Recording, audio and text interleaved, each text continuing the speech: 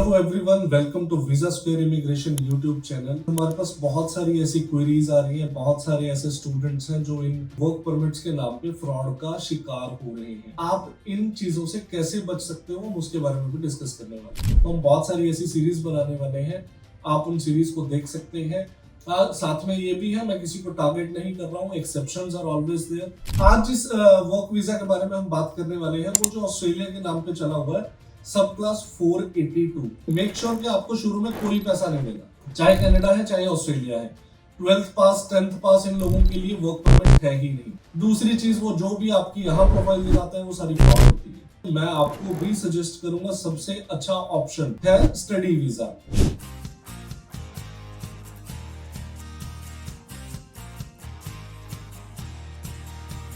सबसे पहले मैं बताना चाहता हूं कि हम किसी तरह के वर्क परमिट में डील नहीं करते। हमारी कंपनी वीजा स्क्वायर सिर्फ और सिर्फ हम स्टडी वीजा में डील करते हैं। उसका रीजन क्या है, हम वर्क परमिट में क्यों डील नहीं करते, क्या ये सही नहीं होते, उसका सबसे पहले मैं आपको बता देना चाहता हूं कि वर्क परमिट के केस में मोस्टली जो नेक्स्ट एंटिटी है जिसके साथ आप डील करने वाले हैं वो कोई रिक्रूटमेंट एजेंसी होती है या कोई लॉयर्स होते हैं।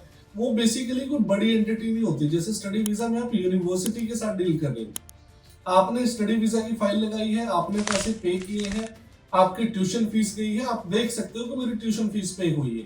आपने किसी एजेंट को पैसे नहीं दिए हैं। इनकेस कल आपका वीजा रिजेक्ट हो जाता है तो वीजा रिजेक्ट होने पे वो पैसे आपके एज इट इज वापस आ जाएंगे अकाउंट में। ऑब्वियसली कुछ अमाउंट थोड़ी बहुत कट के आती है, बट यू नो कि मेरा पैसा सेफ है। आज जिस वर्क वीजा के बारे में हम बात करने वाले हैं वो जो ऑस्ट्रेलिया के नाम पे चला हुआ है, सब क्लास 482। ये बेसिकली एम्प्लॉयर स्पॉन्सर्ड वीजा होता है जिसको बोल के बेचा जा रहा है। बहुत सारे ऐसे स्टूडेंट्स या फैमिलीज जो काफी रूरल बैकग्राउंड से आते हैं, उनको तो इन चीजों का आइडिया ही नहीं होता। उनको तो जो बोलते हैं वो उनको सच मान के पैसे देना शुरू कर देते हैं। सबसे पहले अगर आपको कोई वर्क परमिट लगाना है, आप किसी भी एजेंसी के थ्रू अपना वर्क परमिट का प्रोसेस शुरू करा रहे हो, तो मेक श्योर कि आपको शुरू में कोई पैसा नहीं देना। चाहे कोई आपको 5,000 बोले, 10, 20, 30, 40, 10 लाख, 5 लाख, जो भी बोले, आपको पैसे नहीं देने अगर आपको वर्क परमिट कराना है, तब आप सेफ हो सकते हो। अभी ऑस्ट्रेलिया बहुत अच्छी कंट्री है, बहुत बच्चों की ड्रीम डेस्टिनेशन है। बहुत लोग हैं जो वहां जाके अच्छे सेटल हो गए, काफी अच्छा अर्न भी करते हैं, लाइफ काफी अच्छी है। ऑल टुगेदर एक बहुत अच्छा ऑप्शन है जिसके नाम पे वर्क परमिट सब क्लास 482 चल रहा है। इसमें क्या हो रहा है, हमारे पास बहुत सारी ऐसी बच्चों की क्वेरीज आई हैं जिन्होंने चंडीगढ़, करनाल, कैथल, हरियाणा, पंजाब, लुधियाना, जलंधर सब इन्वॉल्व हैं इसमें, हर जगह पे है ये।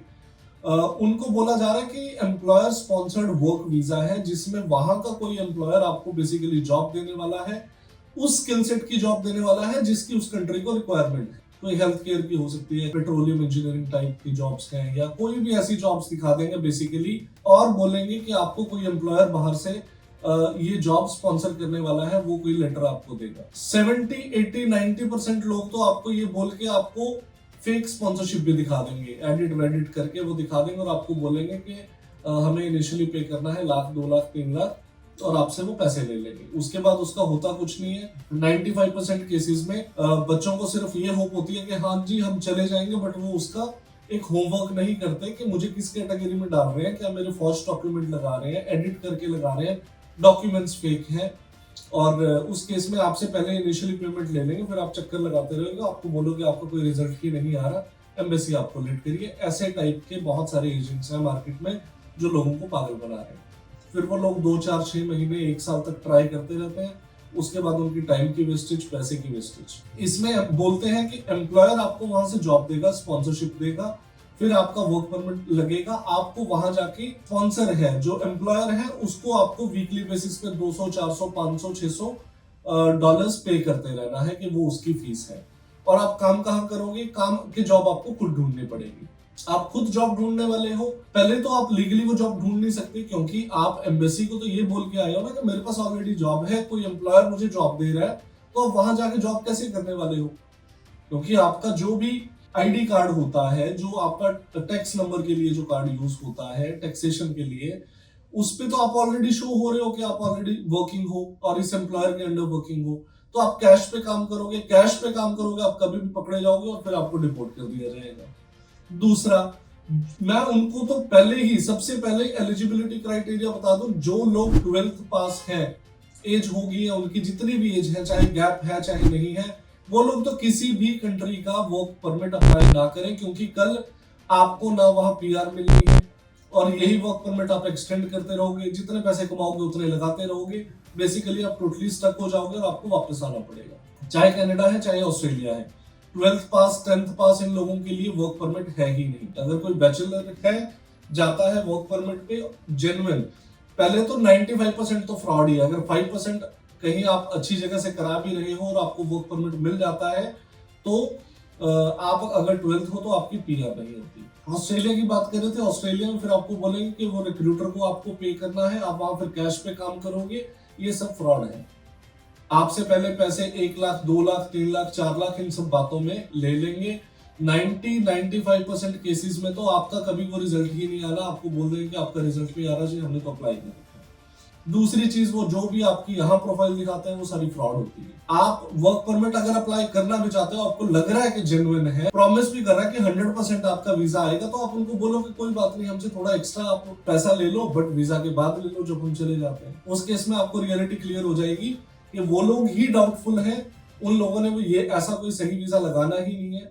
आप लाख 2 लाख जितने भी पैसे दोगे वो देके वो स्टक होने वाली बात है। उसके बाद आप चक्कर लगाते रहना, आप पुलिस स्टेशन के चक्कर लगाते रहना, वो लोग फिर आपको वो पैसे इंस्टॉलमेंट्स में 5, 10, 20 हजार ऐसे करके वापस करते हैं। ये सारा हमें कैसे पता? हमारे पास बहुत सारे ऐसे विक्टिम्स हैं, जो स्टूडेंट्स हैं, जो आते हैं, उनके साथ ये सारे फ्रॉड हुए होते हैं।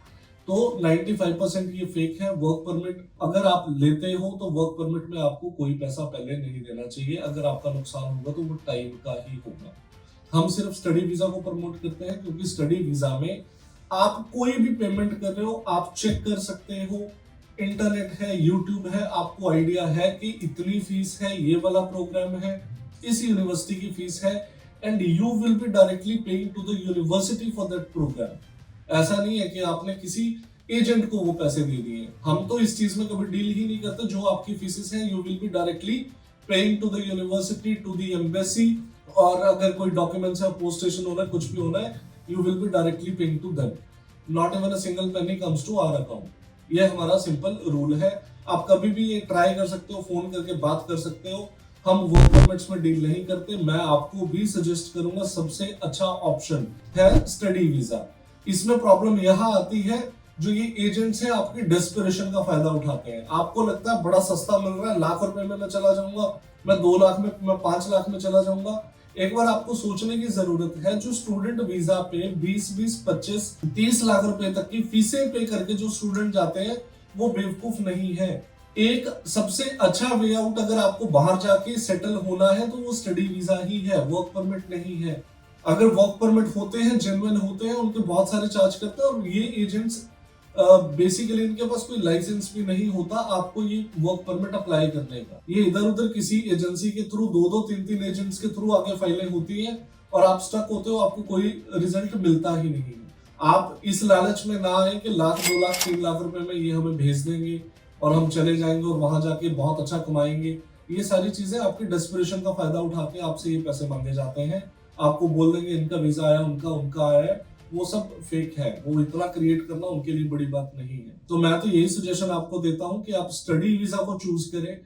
अगर आपकी एज 35 तक होगी, या स्टिल आप स्टडी वीजा पे जा सकते हो, एक लीगल वे आउट है, आपको कोई छेड़ नहीं सकता, आपके वर्किंग राइट्स हैं, आप जहां मर्जी काम कर सकते हो।